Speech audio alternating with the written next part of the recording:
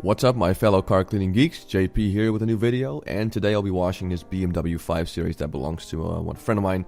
His name is Joram, and it's his daily driver. It's not in the best shape, but still it deserves the occasional car wash now and then. And it was a good, exercise for me to try out some new things and to basically get better at the whole car detailing stuff. So, step one, as always, is rinsing off the car with a pressure washer. And I was really happy to see that Joram was helping me out here because one, it's a big car, so it takes a lot of time to clean, and two, it was in direct sunlight. So here we are using the foam gun, using Detail Pro's Incredible Snow Foam, which worked out great. It actually came with the foam lens I ordered to put on my Nilfisk, my pressure washer. So I was happy with the results. And as you can see, it's a nice thick foam, so it's really doing its job of, picking up that dirt and then slowly dragging it down onto the ground, if you will. Here's some close-ups of the snow foam doing its job. And after that, it's time to rinse off the car again with just water. Get all that shampoo off there. And even after just this step, it already made a world of difference. It looked much better than what it was because it just, as you can see in the beginning shots, it was just covered in dirt, which is something I asked him to do. Just please don't pre-wash the car or anything. It just needs to be as dirty as possible for the best like before and after shots. So here we are finishing up the rinsing off the car.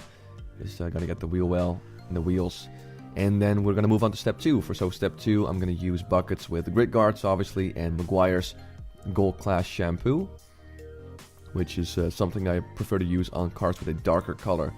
So here you see my friend Joram helping me out, which was great because once again we were battling the sun. So it's a dark color, so it dries up really quick. So we just had to keep up the pace, but not rush it. Basically, you don't want to rush stuff like this.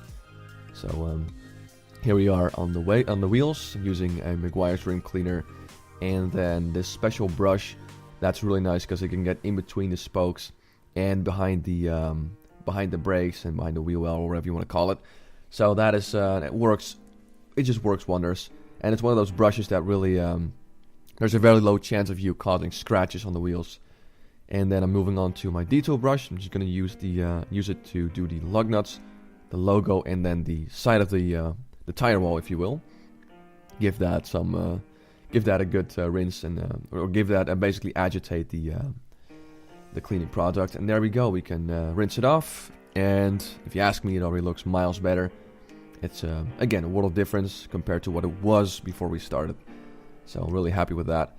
So here's a shot of us basically keeping the car wet because again we were just battling the sun and we didn't want the shampoo or anything to dry up and leave marks. So here we are drying off the car with the drying towel, and I'm really happy I bought this. I used to use a chamois or whatever you'd call it, and this just works miles better. So it's only 15 bucks, so why not? So coming to the back of the car here, quick shot of me drying up the car, and that's pretty much going to do it for drying off the car. And then I'm just going to use some quick detailer to get this part of the car. I'm not sure what it's called in English, I'm sorry about that, but when you clean the car and it's all nice and you open the doors, you want that to look nice too. And then last but not least, I'm using a tire gel.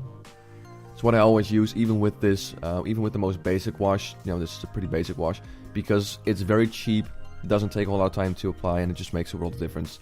And there you go, guys. That's the end result. As you can see, the paint is not in the best shape, but that does allow me to come back later and give it a quick, use a clay bar and polish and all that. But yeah, I'll definitely be giving this BMW another wash sooner or later, as you can see there on the swirl marks on the hood. But for now, I think it actually looks pretty darn nice, and we were very happy with the results. So thanks for watching, guys. Till next time.